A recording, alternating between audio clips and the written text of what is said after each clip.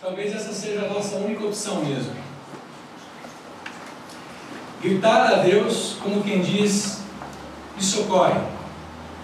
Me socorre porque cheguei num ponto que eu não consigo ver as opções, não consigo ver o que me espera ali na frente. Essa também foi a opção do povo judeu, dos israelitas, quando estavam presos no Egito. Você que tem assistido a novela da Record, fique tranquilo, não vou brigar com você com isso. Pode assistir, inclusive. Você que tem visto a história dos 10 mandamentos, você tem percebido a cronologia do povo de Israel. Eles estavam presos no Egito por 400 anos, uma nação que ficou escrava, sendo oprimida constantemente, politicamente, emocionalmente, espiritualmente, e o que mais de mente você imaginar. E eles clamam a Deus, e eles gritam a Deus: Senhor, ouve o nosso clamor, a gente não aguenta mais essa escravidão, a gente não consegue mais viver sob esse jugo. E Deus atende a oração, porque Deus é um Deus que responde às nossas orações. Não, Ele não responde aos nossos caprichos, isso não. Ele não responde aos nossos mimimis, as nossas manias de querer exigir as coisas deles e de determinar quem nos dê aquelas coisas.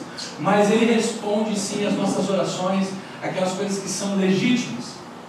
E Ele intervém na vida desse povo, tira esse povo do Egito, sob o comando de Faraó, e conduz esse povo pelo deserto para um novo tempo, uma nova história.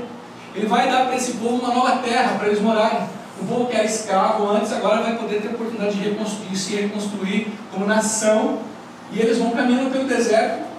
E no meio desse deserto, Deus para um dia no pé do Monte Sinai, chama esse povo e fala o seguinte: olha, gente, se vocês vão começar a ser uma nação daqui para frente, vocês precisam seguir alguns princípios para vocês se darem bem. Porque senão, apesar de vocês terem saído do Egito, vocês podem continuar sendo escravos, mesmo estando livres.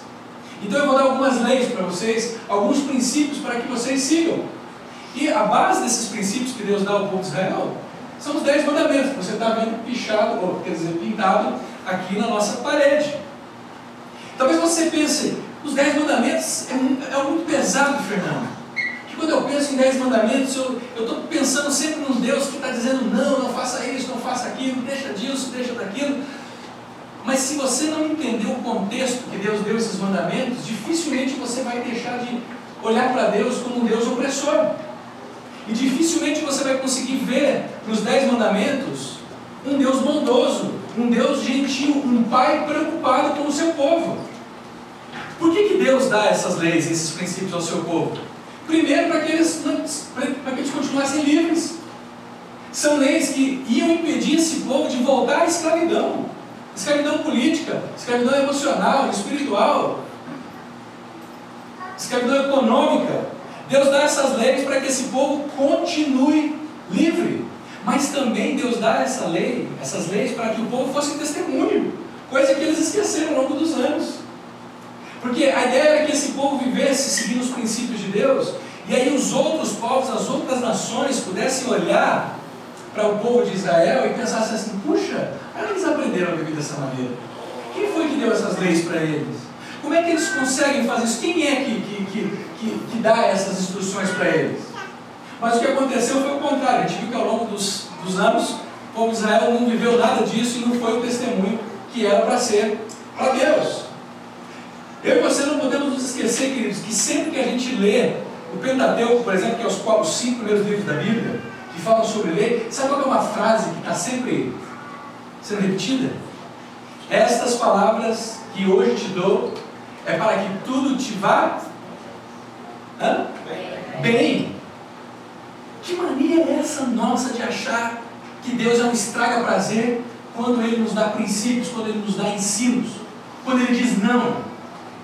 A gente, de certa forma, age da mesma maneira com Deus como nós agimos com nossos pais. Nossos pais falavam não, a gente achava que eles estavam folgando, que eles não sabiam de nada. E quer saber de uma coisa? Parece que a gente pensa assim de Deus também. Quando Deus fala não para algumas coisas, quando Deus nos coloca algumas restrições, a gente pensa que Ele não sabe de nada, a gente pensa que Ele não está pronto para nos governar, para nos guiar e para ser o Deus da nossa vida. Mas eu preciso te dizer, sua vida está indo mal, você precisa talvez procurar os conselhos de Deus, para poder ver o que Deus tem a dizer sobre a sua vida. Sua vida econômica está indo mal? Não, fique tranquilo, eu não vou falar para você dar um dízimo aqui, fique sossegado. Mas a sua vida econômica está indo mal? Por que você não procura os conselhos de Deus sobre como lidar com o dinheiro? A sua vida emocional está péssima. Por que você não procura saber o que Deus tem a dizer sobre a sua vida emocional? Seu casamento está indo por água abaixo, está sendo fracassado? Por que você não procura ouvir de Deus o que Ele tem a dizer sobre o casamento? Sabe que ontem aqui formou uma turma de mulheres, naquele curso Mulher Única, que todo semestre a gente oferece aqui na comunidade. Sabe o que essas mulheres fizeram ao longo de 8 semanas? Procuraram saber o que Deus tinha para dizer para elas sobre como ser mulher no século XXI. Já que nós temos uma crise na nossa sociedade sobre o que é ser mulher e o que é ser homem, essas mulheres vieram aqui para entender o que Deus diz sobre ser mulher. Frequentaram o curso por 12 semanas, fizeram a sua formatura ontem aqui e agora estão prontas para o desafio de continuarem tentando e seguindo por onde Deus ensinou elas. Bem, hoje a gente vai falar sobre a sexta palavra, que é o sexto mandamento, que é esse que está na tela para a gente aqui. Vamos ler juntos? É bem comprido ele. Êxodo capítulo 20, versículo 13 diz: não matarás. Sabe o que é interessante? É que 1500 anos depois que essas palavras foram dadas ao povo judeu, 1500 anos depois, Jesus está conversando com os líderes desse povo e com os seus discípulos no Sermão da Montanha, e aí ele diz o seguinte para esses discípulos: vocês ouviram o que foi dito aos seus antepassados: não matarás, e quem matar estará sujeito a julgamento. Eu sei que existe muita polêmica em volta desse negócio de não matarás. Obrigado, Pedro. E hoje talvez eu vou criar mais algumas, mas eu acho que eu vou esclarecer algumas para vocês também.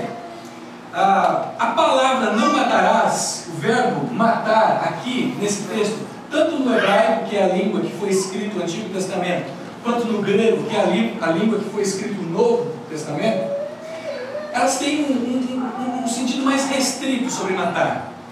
Existem várias palavras que podem expressar a ação de você matar alguém, mas essas duas palavras, elas têm um significado mais próximo, sabe do quê? Assassinar. Homicídio. A gente poderia ler esse mandamento da seguinte forma: não assassinarás, não cometerás homicídio, uma agressão física que tira a vida do próximo. A pergunta é: o que isso tem a ver com a gente? O que isso tem a ver com o Brasil, por exemplo? Qual é a relação do Brasil com a sexta palavra, não matarás? Você já parou para pensar? Existe esse mapa da violência que você pode achar na internet, que é feito a cada 2 anos, que traz alguns dados interessantes para a gente. Ano de 2014, aconteceram 56.337 homicídios na nossa nação. Um recorde. Pessoas que foram assassinadas. E eu sei, a gente vive numa nação, numa cultura, que a gente assiste o jornal, que fala sobre milhares de mortes, a gente fica meio que já acostumado com isso, a gente sai do jornal, a gente vai assistir um outro filme de guerra, onde morrem mais umas 1.500 pessoas, e a gente, sem perceber, vai começando a perder a sensibilidade para a seriedade disso. E a gente começa a esquecer que no plano original de Deus, no cenário que Deus criou, não existia morte. A gente começa a esquecer que a morte não faz parte do ser humano. A morte entrou na história depois que os nossos primeiros pais, Adão e a dona Eva, fizeram uma opção de se desconectarem com Deus, de Deus.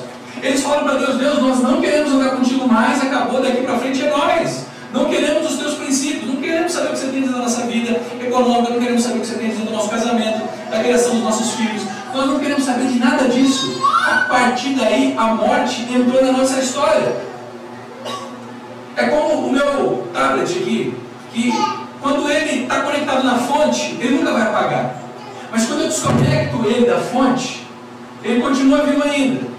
Mas daqui umas 2 horas, ele apaga. E assim aconteceu comigo e com você. Nós nos desconectamos de Deus, ainda estamos vivos, mas nós estamos caminhando, sabe para onde? Para a morte. Para você ter uma ideia, o que é 56.000 pessoas morrendo? Imagina que um atentado atingisse Lagoa Santa, um atentado químico. De repente, 56.000 pessoas morressem. Sabe o que significaria isso? Uma cidade de Lagoa Santa inteira morreu em um ano, no ano passado. Em uma década significa que 1/3 da população de Belo Horizonte some no ano de 2014. Você tem ideia do que é isso? Média de 29 casos a cada 100 mil habitantes. E para a Organização Mundial da Saúde, isso é epidemia.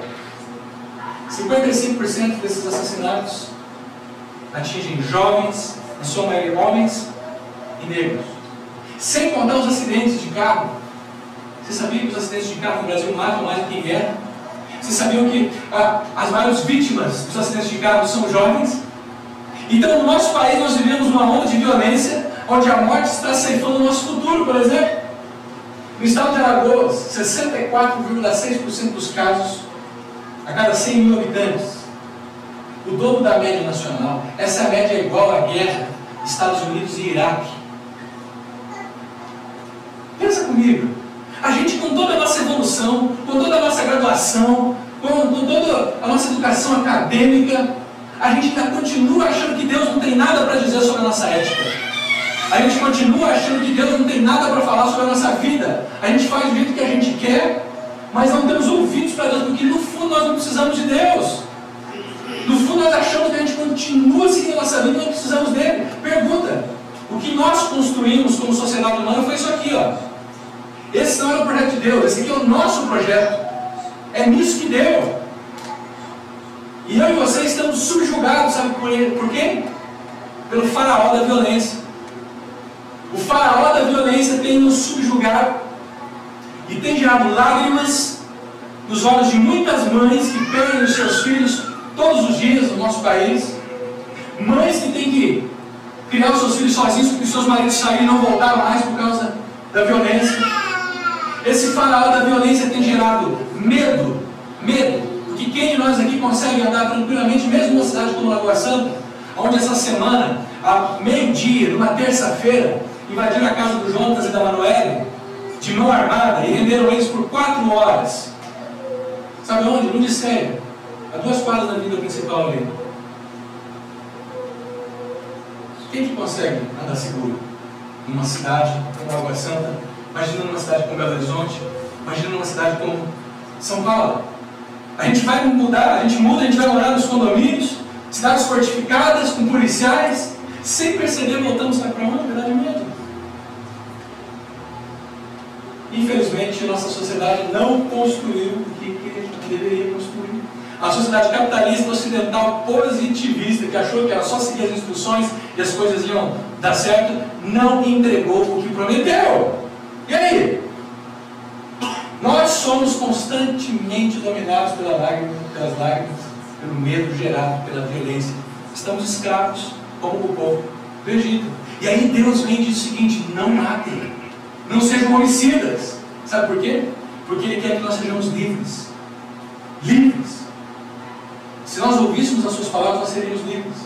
Agora, por que será que Deus fala não matarás? Algumas razões. Primeiro, vida é um presente de Deus. Uma dádiva dele, só Ele pode tirar. Não existe como como uma vida ser concebida no ventre materno, sem que aquela mesma voz que criou todas as coisas, ecoe no ventre de uma mulher e diga: haja Fernando, haja Júnior, haja Sheila. O mesmo Deus que criou todas as coisas é o mesmo Deus que cria a mim e a você. Eu sei que tem momentos na história que há exceções que a gente tem que lidar com ela, mas em termos gerais, o plano de Deus sempre é pró-vida. O plano de Deus sempre tem a ver com a vida. Eu vou deixar para você pensar durante a semana nesses temas polêmicos como aborto, eutanásia, pena de morte. Existem exceções ao longo da história. No entanto, esses momentos são exceções. Deus, quando olha para a humanidade, Deus quer a vida para a humanidade e não a morte. Mas Fernando, na Bíblia está cheio de relatos onde Deus mandou o povo de Israel exterminar uma nação inteira, uma população de uma cidade toda. E lá na lei também tem várias leis que tem a pena de morte como punição para aqueles que desobedecem algumas regras. Sim, você está certo. Esses relatos existem. E o que eu e você precisamos perceber é o seguinte: quem eram aqueles povos que Deus mandou exterminar? Muitos daqueles povos já tinham passado do limite imaginável da violência. Muitos daqueles povos já tinham chegado passado da linha normal do que Deus podia suportar. E muitas vezes eu percebo que na história, Deus usa para ensinar a gente a valorizar a vida. Ele faz isso punindo outros povos. Pessoas que sacrificavam, por exemplo, suas crianças vivas ao deus Moloque. Esse é um tipo de violência que chegou, passou do limite. Você tem que lembrar que apesar das exceções que a gente vive na história, o plano de Deus, meu querido, é a vida. Segunda razão pela qual não matarás: seres humanos foram criados à imagem e semelhança de Deus. Eu preciso dizer para você, seres humanos não são como animais. Eu sei, talvez alguns aqui vão ter que fazer terapia depois do que eu vou dizer agora aqui.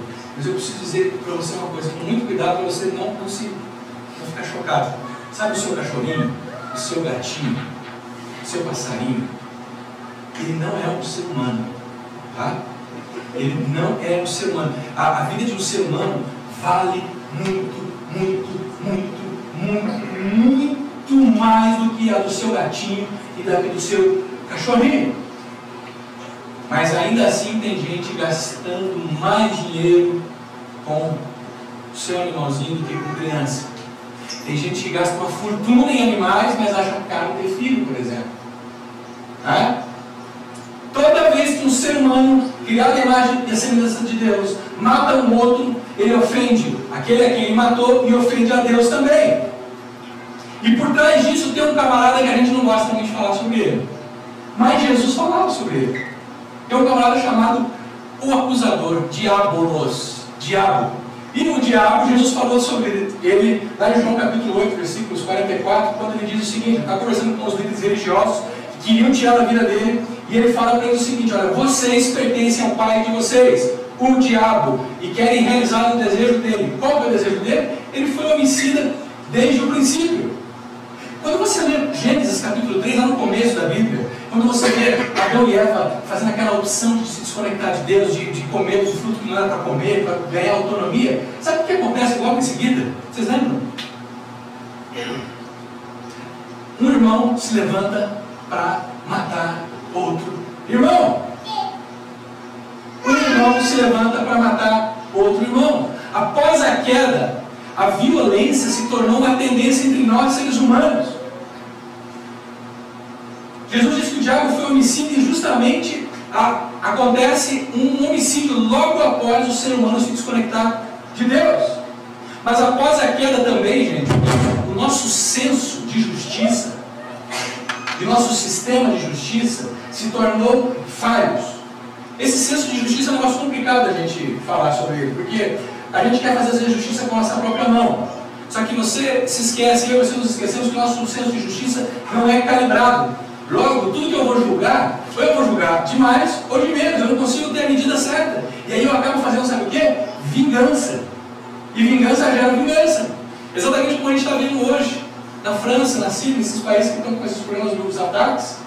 É vingança, não é justiça. Eu e você precisamos reconhecer que o nosso senso de justiça está fora de calibre. Só existe um que é capaz de julgar corretamente: Deus. Aliás, se você e eu fôssemos perfeitos, nós poderíamos julgar corretamente. Mas como eu e você já deixamos de ser perfeito há muito tempo, a gente não tem mais condições. O nosso sistema de justiça também é falho, você sabe disso. Você sabe que tem pesquisas que dizem que nos países onde a pena capital é usada, há uma pesquisa que diz que a grande maioria dos condenados foram aqueles que não tinham como se defender, condições para se defender. Ou seja, existe uma imprecisão, existe uma corrupção no nosso sistema de justiça como seres humanos. Está duvidando disso? Dá uma olhada nessa foto aqui. Essa foto representa algo. Um crime. De cara, quem está cometendo o crime? Julgou? E agora? Quem está com o machado na mão? Quem está com as flores? Percebe? Nós, como seres humanos, a gente é falho quando a gente vai julgar alguém. Então, o que a gente faz diante desse termo não matarás, quando dá vontade de matar um negro, ou pegar um cabra e matar e fazer justiça com as próprias mãos? O que a gente faz? Deus ensina pra gente, valorize a vida primeiro, a todo tempo e em toda circunstância. Aonde quer que você esteja, aonde estiver algo, alguma manifestação pró-vida, você que foi alvo do amor de Deus, você que entendeu o que Jesus Cristo fez naquela cruz, morrendo pelos seus e pelos meus pecados, você que entendeu que Deus nos reconcilia com Ele, você precisa ser pró-vida o tempo todo. O sexto mandamento, ele exige que a gente faça tudo o que for necessário para preservar a vida, a nossa vida e a vida dos nossos semelhantes. O sexto mandamento proíbe, por exemplo, tirar a própria vida. O sexto mandamento proíbe que eu e você tiremos as nossas próprias vidas. Qualquer dúvida que você tiver com relação a qualquer tema, você precisa se lembrar o seguinte: Deus é pró-vida. Se você entendeu o que Jesus fez na cruz por você precisa ser pró-vida. E se você tem dúvidas, lembre o seguinte: o critério é a favor da vida. Tá? Agora, tem uma outra parte interessante desse mandamento, não matarás, que é: esteja atento a toda e qualquer forma de assassinato. E é aqui que eu queria chegar com vocês. Porque não existe só assassinato físico. Jesus, quando está falando dos seus discípulos sobre esse mandamento, não matarás, ele, lá em Mateus capítulo 5, ele vai falar o seguinte, pessoal: gente, eu vou dizer uma coisa para vocês. Qualquer que se irá contra seu irmão está sujeito a julgamento. No verso anterior ele está falando não matarás, e agora ele está dizendo que existe outra forma da gente matar pessoas. Porque muitas vezes nós matamos pessoas no nosso coração, e tem gente que talvez não se deu conta e vai se dar conta nessa manhã que o seu coração, na verdade, é um grande cemitério.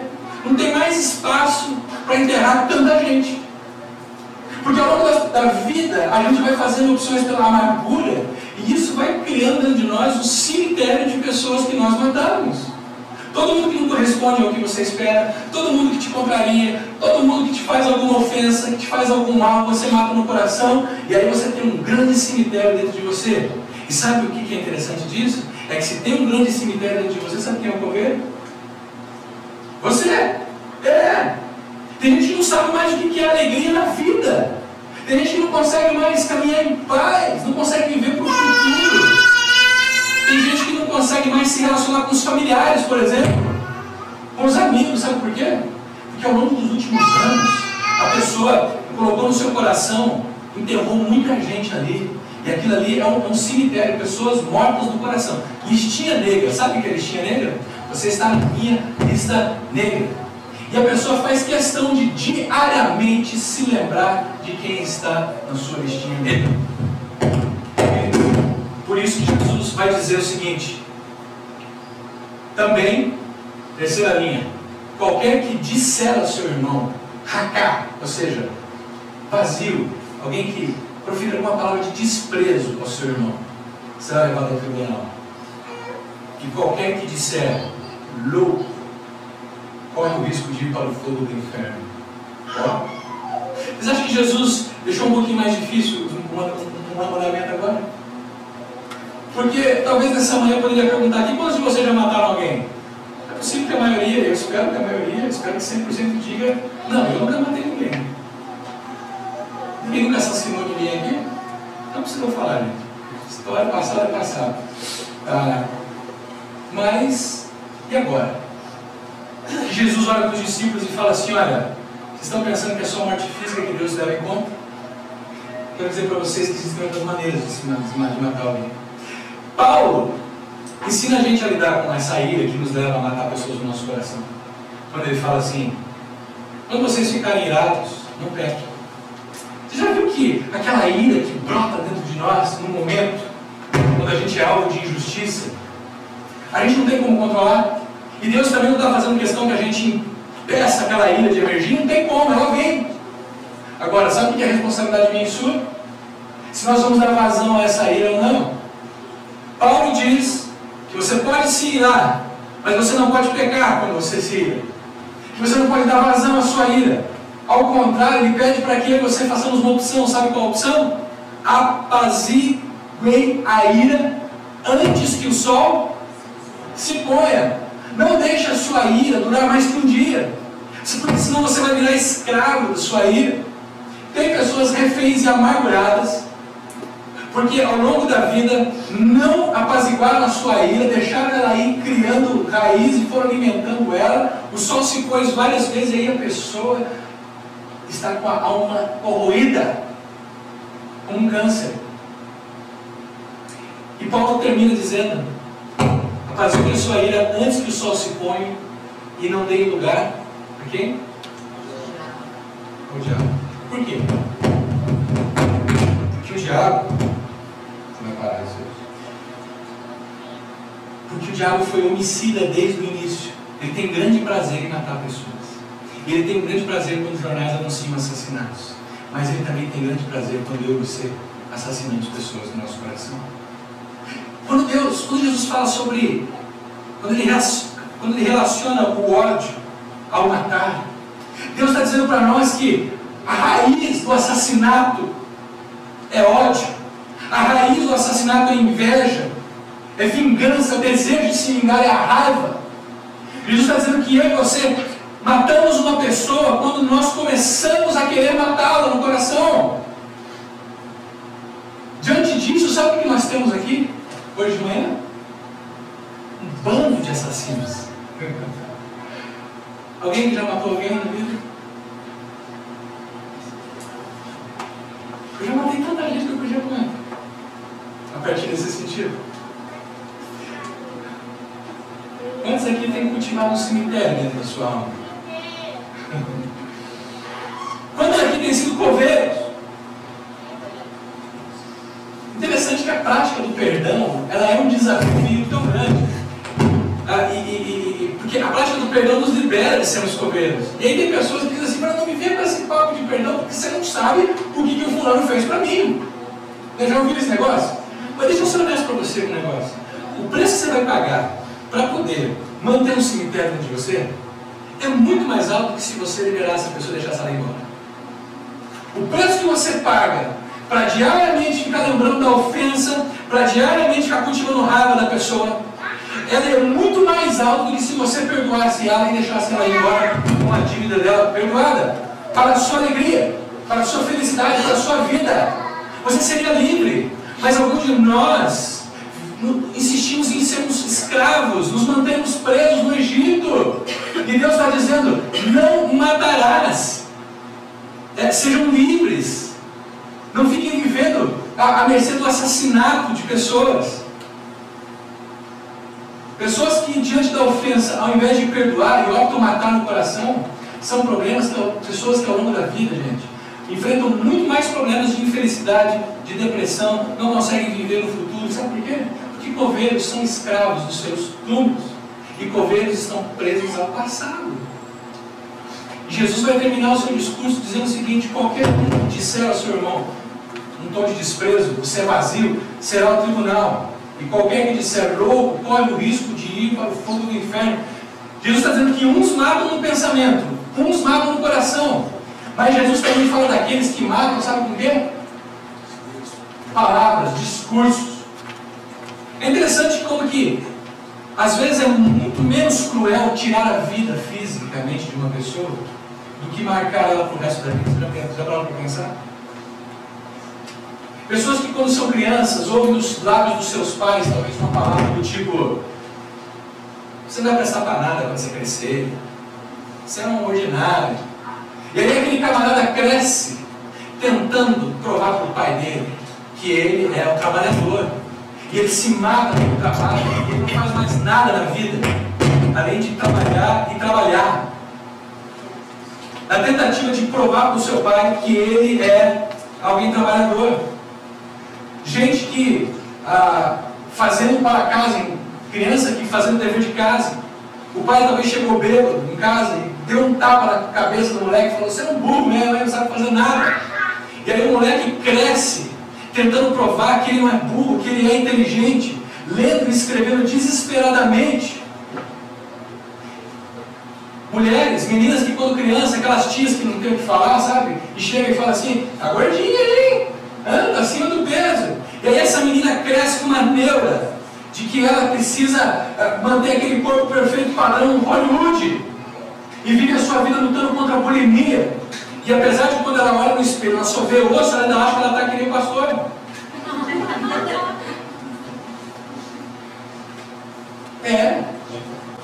Gente, sabe qual que é o perigo da gente conviver muito tempo com maridos, com amigos, com irmãos? Sabe que o negócio é dar liberdade para dar intimidade? Sabe qual é o perigo da gente viver muito tempo junto? A gente como igreja também, ser uma família estendida, é que ao longo do tempo a gente vai aprendendo quais são as armas fatais que acabam com o outro. A gente vai aprendendo quais são aquelas palavras que vão na jugular do camarada. Você quer ver duas palavras mortais para acabar com uma discussão entre marido e mulher? A mulher está lá falando, o que você faz isso? Você fala assim, gorda, você está gorda. Pronto, você acaba a discussão. Agora, o marido está lá reclamando, falando, que faz janta, que cuida de mim. Aí você fala assim, você é um moleque. Você fala, pode vir, é brincadeira, gente, não é pra fazer isso. Se você falar isso, acaba na hora. Isso são palavras que matam. Isso é assassinato. Por isso que Deus olha para nós e fala assim, não matarás. Porque não é só assassinato físico que conta para Deus. Deus conta o assassinato dentro do nosso coração. E se a gente for olhar para a nossa história, nós vamos perceber quantas palavras nós temos dito que tem matado pessoas ao longo da nossa vida. Aquelas frases que quando elas são proferidas, elas têm o poder de nocautear qualquer um. E é aí que nós matamos pelo que nós falamos.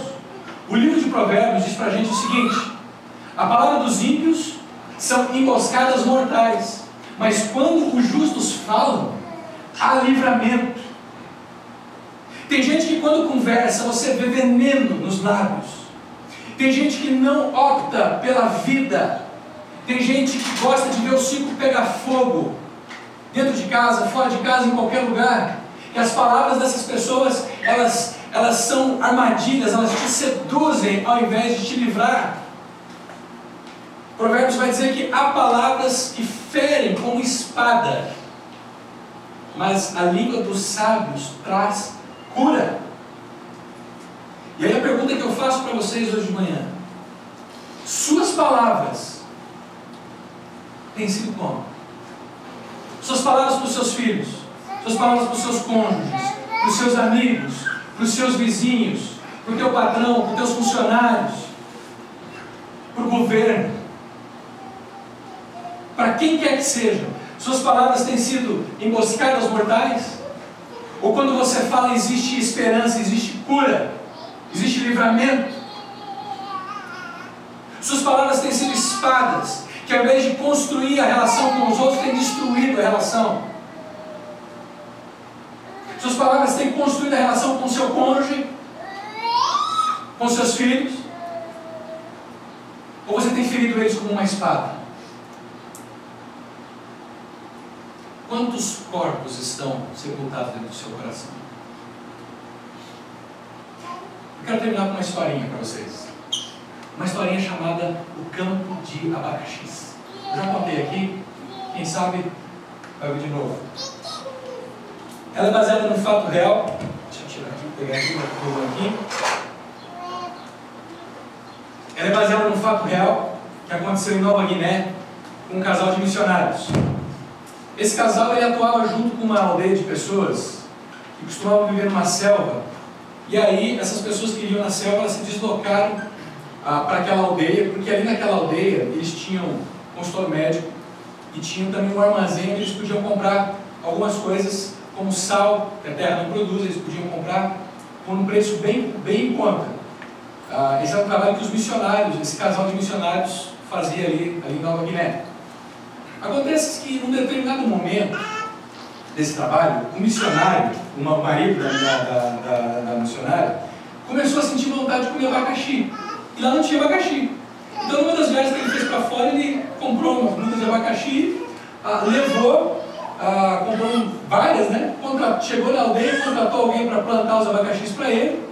E aí demorou uns 2, 3 anos, ele teve uma linda colheita de abacaxis. E ele estava esperando ansiosamente para comer um suculento abacaxi que ele tanto queria. Passados os 3 anos, coincidiu a época em que os abacaxis começaram a ficar maduros com a época do Natal. E aí ele e a esposa saíam pela plantação de abacaxi para ver como é que estavam os abacaxis. Eu tenho que procurar um abacaxi maduro e comer no Natal. E aí eles descobriram que os abacaxis estavam sendo roubados antes mesmo de se tornarem maduros. E aí ele foi tomado por uma indignação tão grande. Ele sabia que estava roubando os abacaxis dele. Ele sabia que eram os camaradas. Aí ele ficou tão indignado, foi até a aldeia, chamou o pessoal da aldeia e falou o seguinte: olha, vocês estão roubando os meus abacaxis. E porque vocês estão roubando os meus abacaxis, eu vou fechar a clínica. Porque já que vocês vão roubar os meus abacaxis, vocês vão ficar sem tratamento médico. Beleza. Ele voltou para casa, indignado. E aí durante umas 2 semanas ele manteve a clínica fechada. Só que daí começou a aumentar o número de gente doente, criança doente, pessoas idosas. E a consciência dele começou a pesar. Ele botou a mão na cabeça e falou assim: Deus, o Senhor mandou aqui para servir esse povo. Eu estou aqui brigando com eles por causa de abacaxi. Eu quero matar alguns por causa de abacaxi. Aí decidiu reabrir a clínica. Reabriu a clínica, foi até a aldeia e disse assim: olha, vou deixar uma coisa clara aqui com vocês, tá bom? Aquela plantação de abacaxis ali é minha. Um de vocês plantou, mas eu paguei para vocês plantar. Logo aqueles abacaxis são meus. Eu vou reabrir a clínica. Só que de quem são os abacaxis? Silêncio. Aí ele mesmo disse: são meus abacaxis. Beleza. Todo mundo ficou quieto, todo mundo concordou, ele reabriu a clínica e os abacaxis continuaram a ser roubados.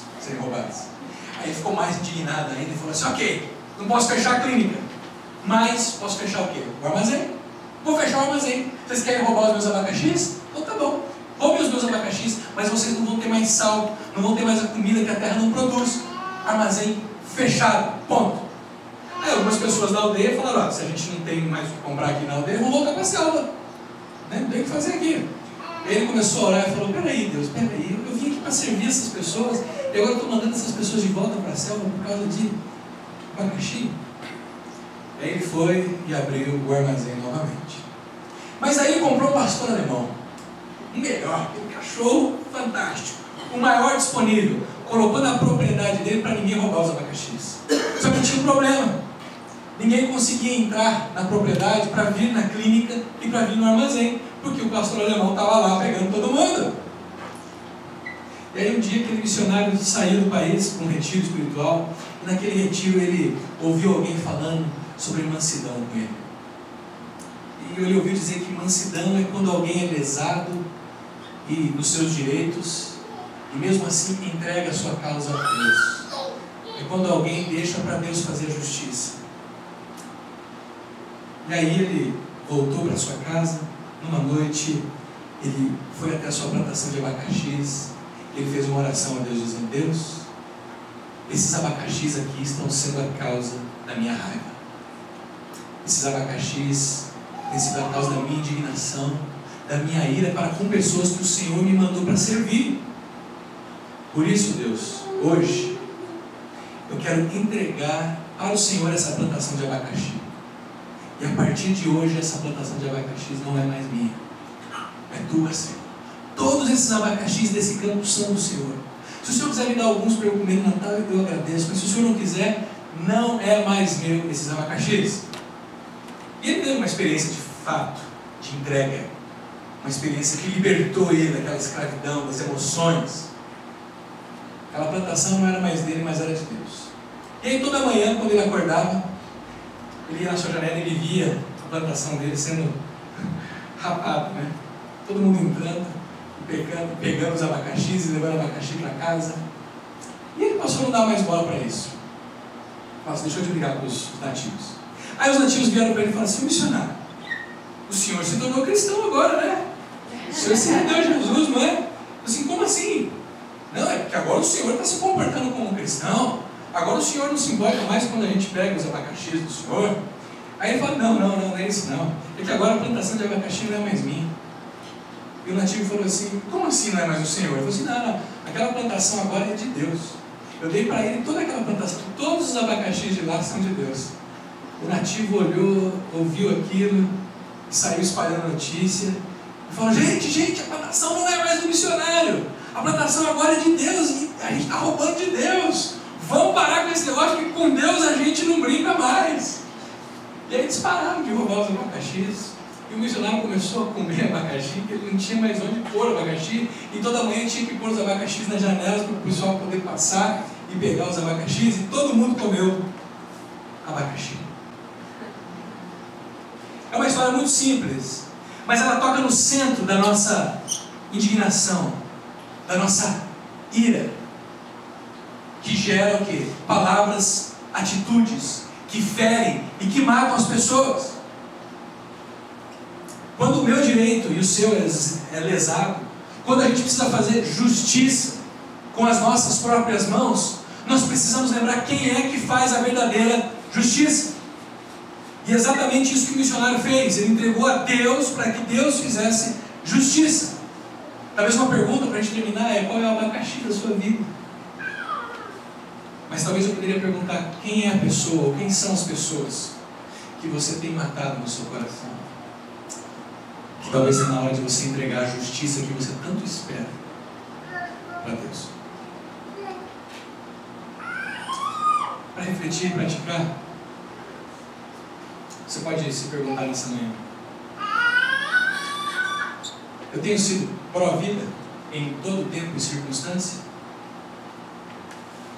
Tenho defendido a vida? Tenho feito do meu coração um cemitério daqueles que me afrontam?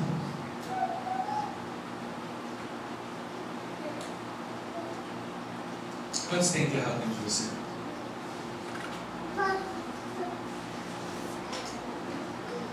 Sabe que dentro de famílias, infelizmente, tem pessoas que só se reconciliam na hora da morte e perdem toda uma história, com pai, com mãe, com tio, com tia, com avô, com avó, com filhos.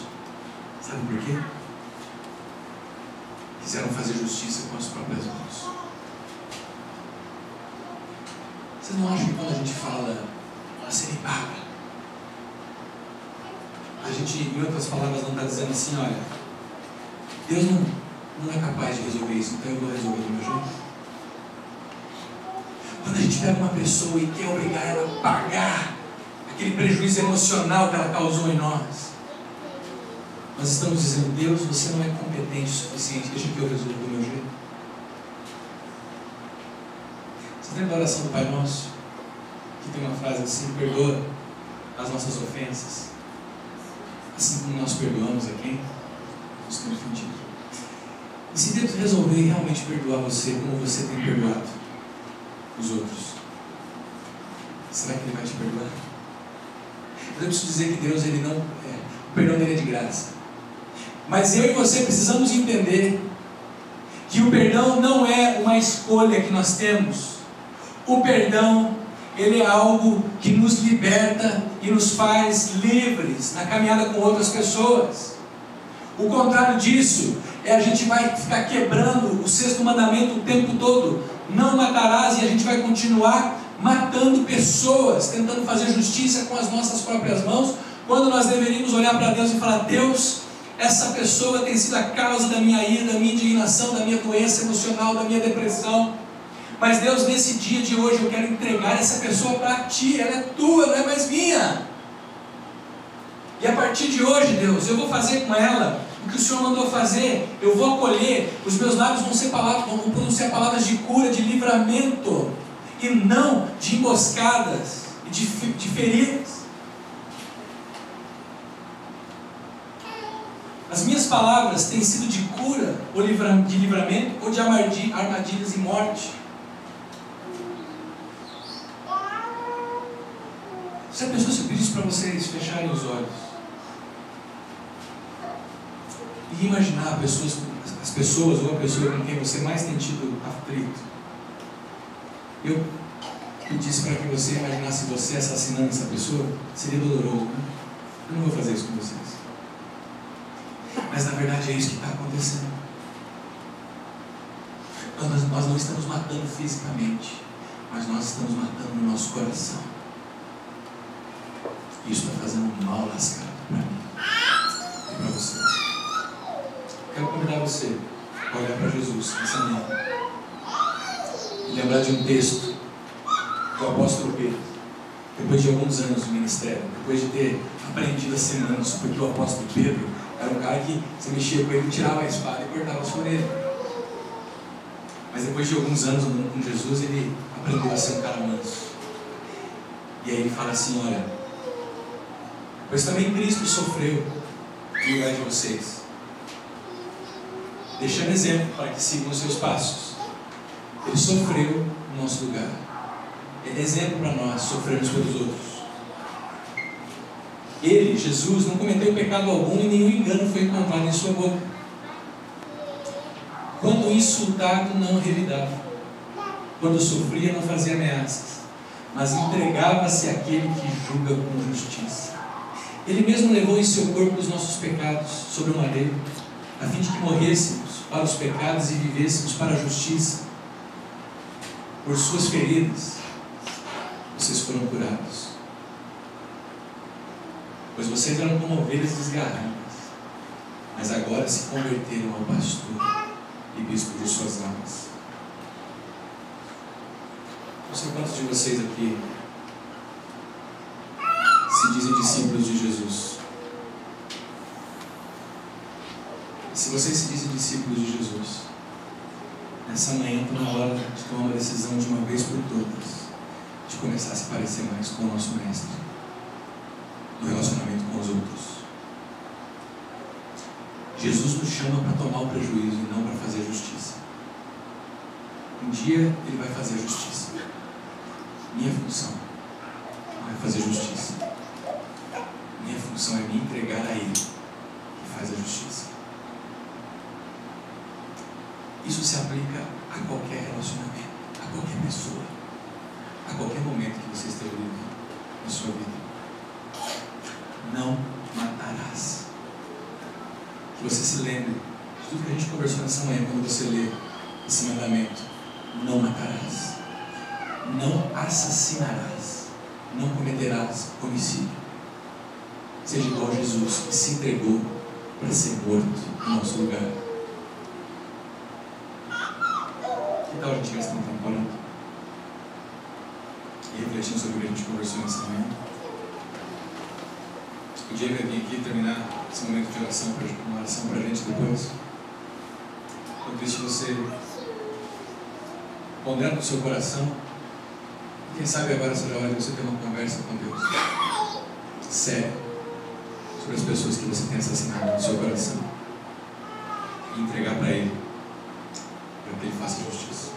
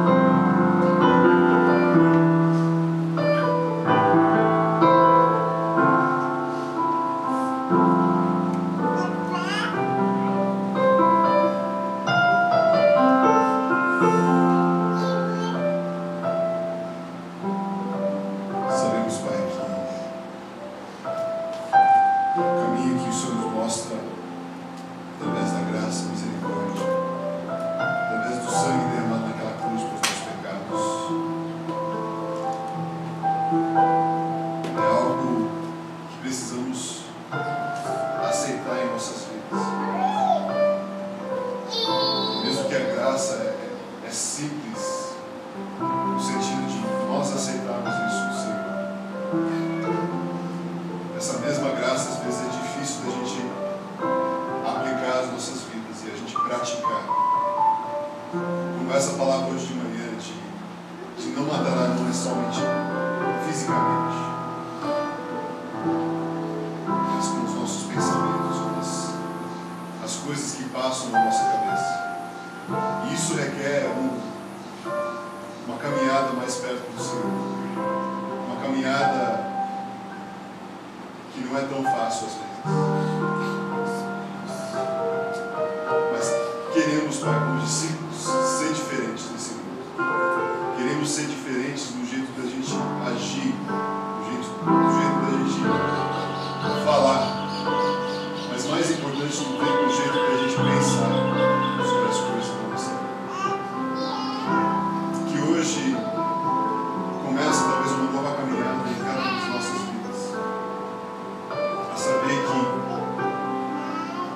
o Senhor está conosco e o Senhor está caminhando e passou pelas coisas que nós já passamos na nossa vida. Que é que nós chegamos a Ti, dependendo do Senhor, da Tua direção, Senhor.